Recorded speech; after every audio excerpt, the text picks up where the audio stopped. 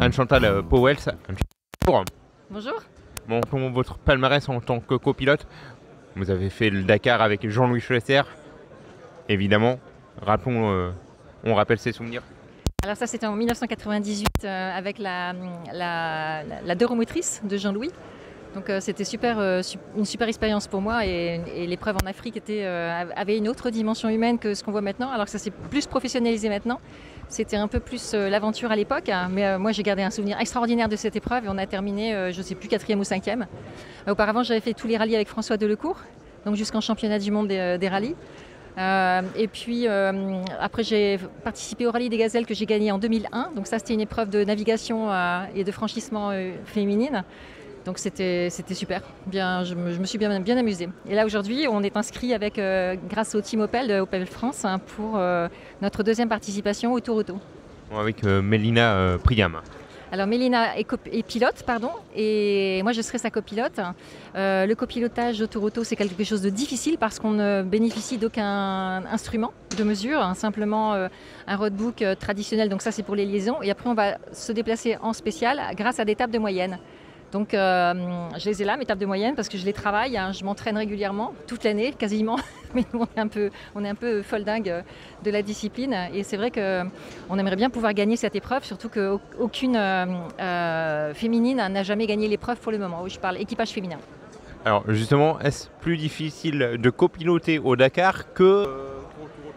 Oui, c'est une bonne question. C'est complètement différent parce qu'au Dakar, on est dans une épreuve de vitesse, tandis qu'ici, on est dans une épreuve de régularité. On est inscrit en régularité. Même si j'ai des petits camarades qui sont inscrits en compétition, nous, on est vraiment en régularité.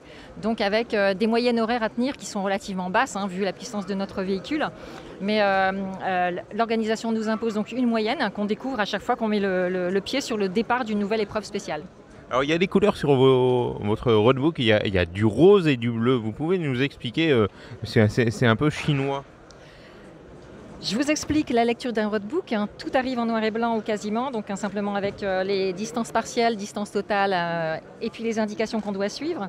En ce qui me concerne, je facilite mon travail dans la voiture de course en personnalisant mes kilométrages et mes indications, de manière à pouvoir avoir une lecture plus évidente, plus intuitive dans la course.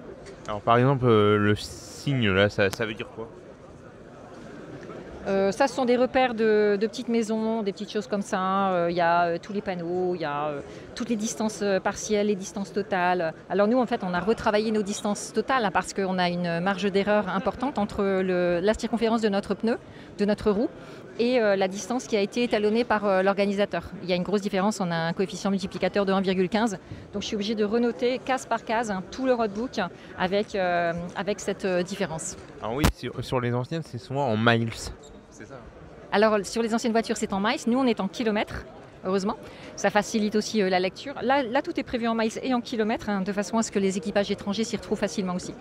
Le roadbook, on l'a commencé ce matin dès qu'on a eu toutes les vérifications techniques terminées. Donc depuis 10h du matin, je crayonne et je m'inspire et je m'imprègne de ma course.